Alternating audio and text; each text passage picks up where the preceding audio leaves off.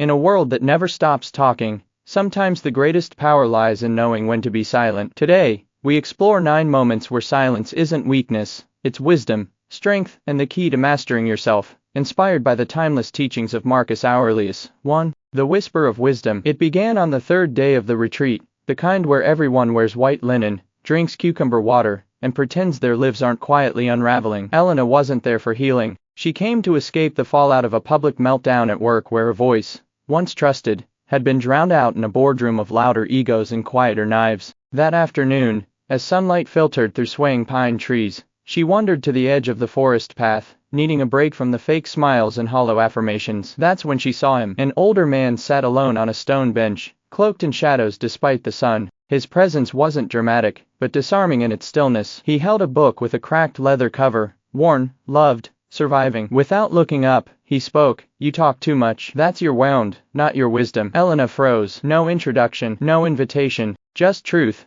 dropped like a stone into a still lake. He extended the book toward her. Meditations, Marcus Aurelius. She hesitated, but took it. Inside the front cover, in faded ink, was a line underlined 3 times. Waste no more time arguing what a good person should be. B1. When she looked up, the man was already walking away. That night, she opened the book and began to read, and for the first time in months she didn't feel the need to speak. The Echo Chamber. Back in the city, Elena returned to a world that demanded constant noise, from Slack pings to carefully crafted opinions on everything from quarterly reports to almond milk brands. But something had shifted. She stopped filling every silence with explanation. She no longer rushed to defend herself in meetings. She didn't interrupt or over-apologize, or over-explain. She listened, she observed, she withheld. At first, it worked like magic. Executives began nodding when she spoke, because she now spoke less. Her words carried weight. One senior director even called her intimidating in a good way. She smiled, not knowing what that meant. She just felt clean, as if silence had become a shield. But cracks formed quickly. People began whispering. Why is she so quiet now? Is she hiding something? She's playing some kind of game. Her old team, once close,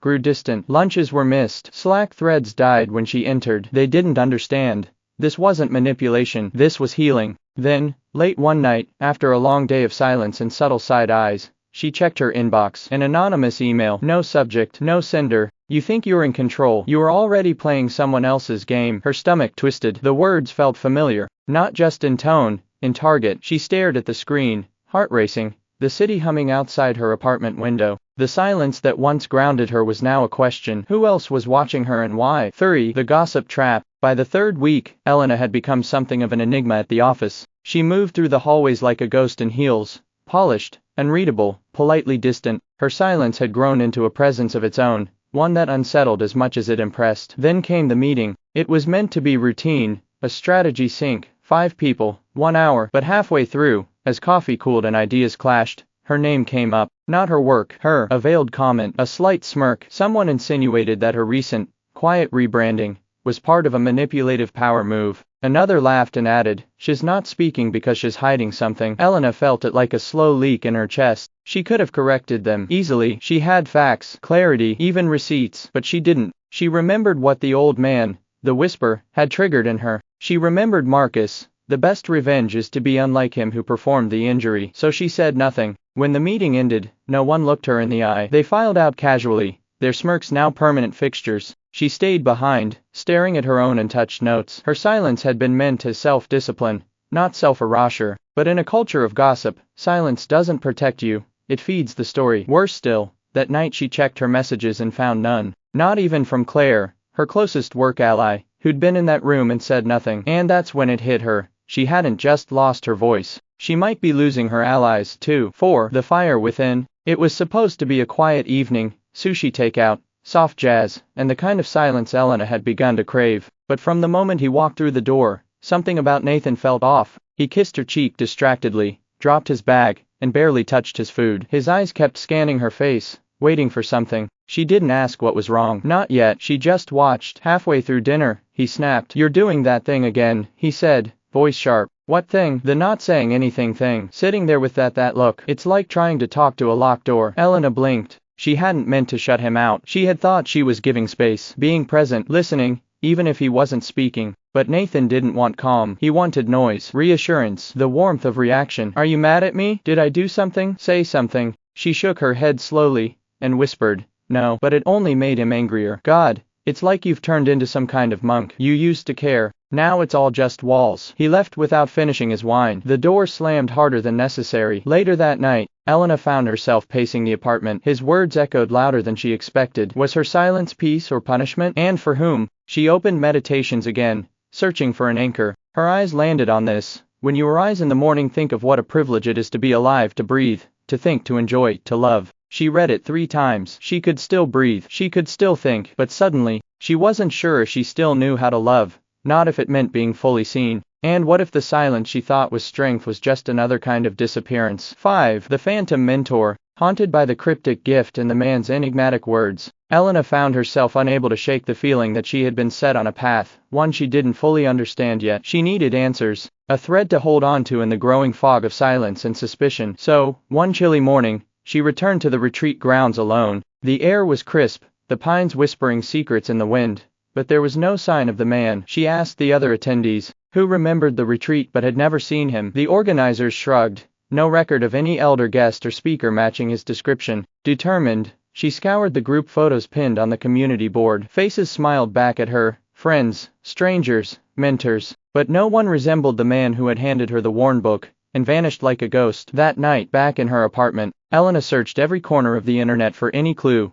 conference schedules, speaker lists, reviews, but the man was nowhere to be found. It was as if he had existed only in the quiet between moments. A shadow slipped through cracks in reality. Was he real? Or a projection of her desperate mind? Or worse, a warning from the past, a manifestation of the silence she had buried inside herself for so long? The more she pondered, the more a quiet unease settled over her. The silence she had embraced felt less like a choice and more like a summons from the unseen. In the margins of Meditations, a small note in handwriting she didn't recognize appeared, something she had never seen before. To find silence, you must first find yourself. Elena closed the book slowly, her breath catching. If the man was gone, this message remained. And somehow, she knew her journey was just beginning. 6. The Manipulator's Mirror. Elena had thought her silence was her greatest weapon, a fortress of calm in a chaotic world. But as the weeks passed, she realized that silence alone wasn't enough. There was a shadow lurking just beyond her carefully constructed peace. His name was Marcus,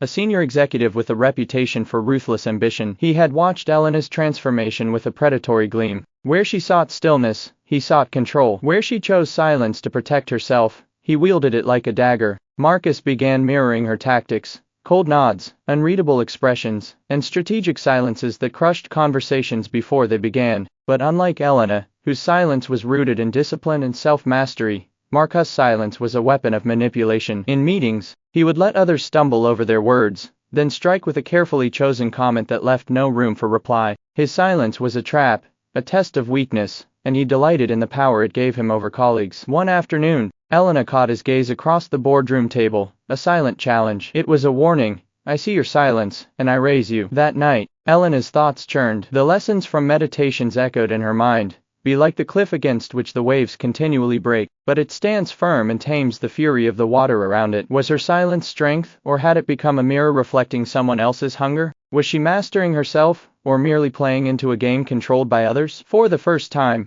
Elena questioned if silence alone could protect her, or if she needed something more. 7. The Forced Quiet. Elena never realized how much her silence was borrowed, passed down from shadows in her childhood she had long tried to forget. The memory came unbidden one rainy afternoon, flickering like a broken film reel in the quiet of her apartment. She was 7, sitting at a kitchen table too small for her hands, eyes wide as her mother's voice rose, sharp and unforgiving. Don't you dare speak out of turn, her mother snapped, slamming a plate down. Quiet, or you'll regret it. The words weren't just discipline, they were warnings etched into Elena's bones. Every question she asked, every opinion she shared, was met with silence or scorn. Slowly, she learned, to survive, you had to become invisible. Decades later, Elena's practiced silence, the Stoic silence she revered, felt eerily familiar. Was it wisdom? Or had she just rebranded the coping mechanism she learned in fear? She opened her journal, fingers trembling as she scrawled memories of quiet dinners, stifled tears, and a childhood lived behind walls of silence. And yet,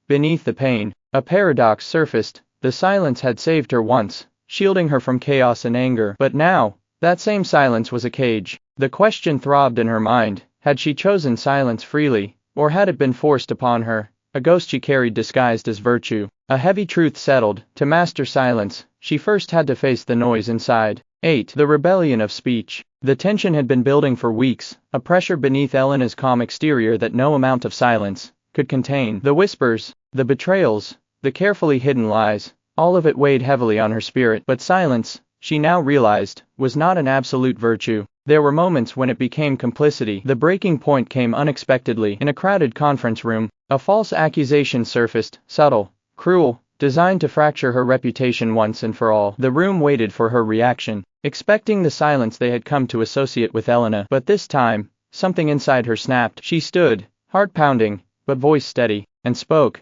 not with anger, but with quiet, unwavering conviction. That is not true. Her words sliced through the heavy air like a blade. She laid out facts calmly, clearly, refusing to let the false narrative take root. Her colleagues shifted uneasily. The silence that usually followed her interventions was replaced by stunned attention. For the first time, Elena's voice became a tool of justice, not just a shield. The room held its breath as she finished, and a slow, reluctant respect began to ripple through the crowd. Even her harshest critics found themselves reconsidering. Later, alone in her apartment, Elena reread Meditations. If it is not right, do not do it. If it is not true, do not say it. Her rebellion was not loud or reckless. It was measured, deliberate, a speech born from years of silence and reflection. For the first time, she understood that true power was not in always being silent, but in knowing when to break that silence, and how. 9. The ninth silence. Weeks after her courageous speech, Elena sat alone by the window, the city lights casting fractured shadows across her desk. The worn Meditations lay open in her lap, but tonight her eyes were drawn not to the printed words, but to a small, nearly invisible note tucked between the pages. It was a handwritten message, unfamiliar but urgent, ink-faded yet deliberate. Silence is not always stoic. Sometimes, it's fear dressed as virtue. Her breath caught. The phrase unsettled her, stirring questions she had been pushing aside. Was all her silence truly wisdom, or had some of it been a mask for something darker? Fear, avoidance, conformity. She closed the book slowly, feeling the weight of years, childhood lessons, corporate battles, broken relationships, all tied to this paradox, that silence could be both sanctuary and prison. The ninth silence was different. It was the silence she'd never dared to face before, the silence of doubt, the silence of questioning herself. Elena realized true mastery was not in never speaking, but in discerning when silence serves the soul, and when it betrays it. Her phone buzzed softly on the table. A message from an unknown number. The path isn't silence or speech, it's the courage to choose. A faint smile touched her lips. The journey was far from over. 10. The paradox unveiled. The auditorium was packed. Cameras flashed. A hush settled over the crowd as Elena stepped onto the stage, not as a woman cloaked in silence, but as one who had wrestled with it and emerged transformed. The microphone felt heavy in her hands, but her voice was steady, carrying the weight of everything she'd learned. For a long time, I believed silence was strength, she began. I thought withholding words would protect me, from anger, from judgment, from loss. But silence can be a prison, and sometimes it's the loudest noise of all. She paused, scanning the faces before her, friends, strangers, critics. Marcus Aurelius taught us to master ourselves. I've learned that mastery isn't about always being silent. It's about knowing when to speak, when to listen, and when to simply be. A ripple of applause swelled, but her eyes searched the crowd, landing on a shadowed figure near the back, an older man, his face partly obscured by the dim light. The man from the retreat. Her heart skipped. Had he followed her all this way? Was he real, or a symbol of the silence that had shaped her? Before she could react, the man vanished into the crowd. Elena smiled, a new peace settling in her chest. The real power, she said softly, is in choosing your voice. As the lights dimmed, the camera lingered on the empty stage, then cut to black. The end.